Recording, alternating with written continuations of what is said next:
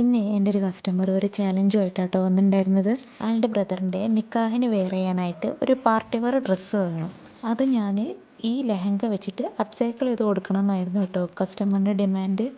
വല്ലാത്തൊരു പണിയും കൊണ്ടാണ് കസ്റ്റമർ വന്നത്. എന്നാലും കുഴപ്പമില്ല, ഇതുപോലുള്ള ചലഞ്ചൊക്കെ എനിക്കിഷ്ടമാണ്. ഒരു ഷറാറ ചെയ്യാനാണ് കേട്ടോ കസ്റ്റമർ പറഞ്ഞത്. ലെഹങ്കയുടെ വർക്ക് വരുന്ന ഭാഗം ഫ്രണ്ട് പോർഷനിലും സ്ലീവ്സിലും മാത്രം ആഡ് ചെയ്താൽ മതി എന്നായിരുന്നു പറഞ്ഞിട്ടുണ്ടായിരുന്നത്. ബാക്കിൽ പ്ലെയിനായിട്ട് കൊടുക്കാമെന്ന് വിചാരിച്ചു. ദുപ്പട്ട ചെയ്യാനായിട്ട് കസ്റ്റമർ ജിംചു മെറ്റീരിയലാണ് ചൂസ് ചെയ്തത്. അതിൽ നമ്മൾ ലേസ് വർക്കും ആഡ് ചെയ്തിട്ടുണ്ട്. ബോട്ടം നമ്മൾ സ്കേർട്ട് പലാസോ ആണ് ചെയ്തിട്ടുള്ളത്. അതിന് ജോർജറ്റിൻ്റെ മെറ്റീരിയലാണ് ചൂസ് ചെയ്തത്. സ്റ്റിച്ച് ചെയ്തുകൊണ്ടിരിക്കുമ്പം എൻ്റെ 6ഓളം സൂചി പൊട്ടിപ്പോയിട്ടുള്ളൊരു വർക്കാണ് ഇത്. അങ്ങനെയൊക്കെ ആയിരുന്നെങ്കിലും ഇതിൻ്റെ ഫൈനൽ ലുക്ക് കണ്ടപ്പോൾ എനിക്ക് ഭയങ്കര സന്തോഷമായി കേട്ടോ. കസ്റ്റമർ അത്രയും സാറ്റിസ്ഫൈഡ് ആയിരുന്നു. എനിക്ക് ഒരുപാട് കോംപ്ലിമെൻറ്റും ഒരുപാട് എൻക്വയറിയും കിട്ടിയിട്ടുള്ള ഒരു വർക്കാണ് ഇത്.